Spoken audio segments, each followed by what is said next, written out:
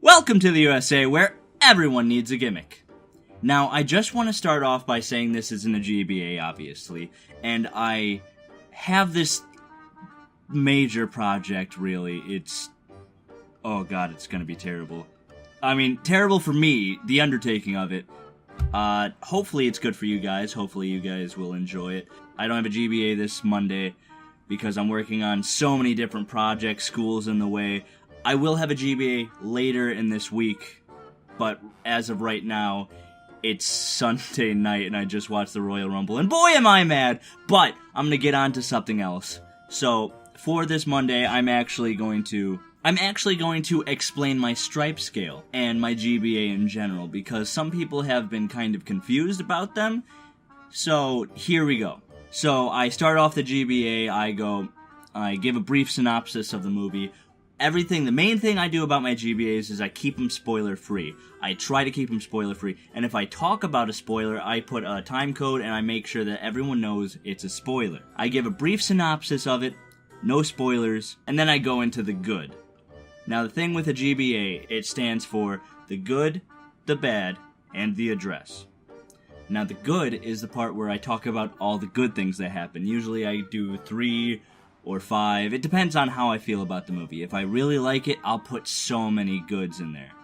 But if I don't like it so much, and if it was a bad movie, I at least try to give it one good. I scour the movie for a good. I mean, I even did that for Pride and Prejudice and Zombies, and it was a hassle, let me tell you. But then I go to the bad.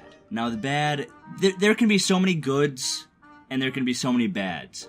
But I will try to keep it at a minimum number to keep the video short and to keep me from killing myself. I still have many points, but I usually keep them for the address, where I get everything out of the way. The bad is like the goods. I have so many bads, I try to put 3 in there, or if I try to put 2. If I really like it, I'll put 1.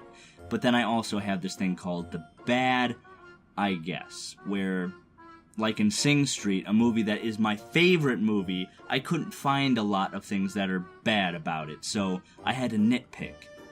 Those are the things that I let you know in the bad, I guess, that it's not so bad, but it's just something I can throw in there.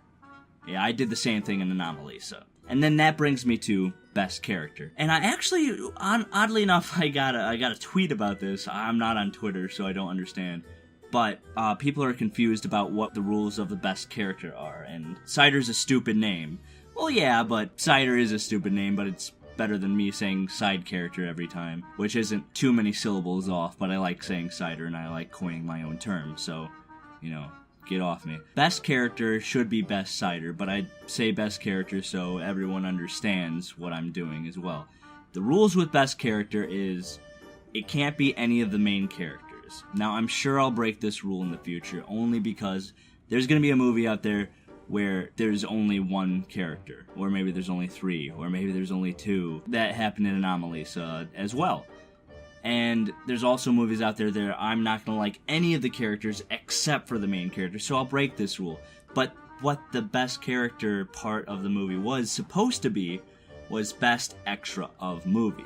Now, even in the beginning when I came up with this, it wasn't going to be the best, side character.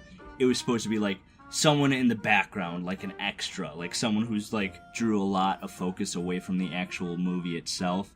So I didn't end up doing that, but I instead wanted to do side character, best side characters. Just so I could explain that side characters matter, it's not all about what's going on with the main characters. Now, on to the address. The address is basically me summing up the entire movie. Every critic's done this. It's just how I felt about it, and not what happened in the movie, but how I feel about the movie. Everything mixed up into one, and my overall feelings on it. And that's basically it. The rating scale is basically the cherry on top. You take everything that I've said, you make your own opinion based on my opinion, and then you got this rating scale where I go, okay, if I had to rate it, I'm not going to use the 14 because I use those for my franchise killer episodes and other things where I'm actually in person talking to you. Well, not in person, but in video. But this stripe scale, it could get 3 possible ranks. 2 stripes, which is, it's good, I love it, it's great. And then you could get 1 stripe where it's just, whatever, it's okay, it's a movie. And then you get no stripes, which is, like terrible. It's bad. Like don't go see this movie. Like Pride and Prejudice has no stripes. A 1 stripe movie would be Sing, and then 2 stripes would be Sing Street.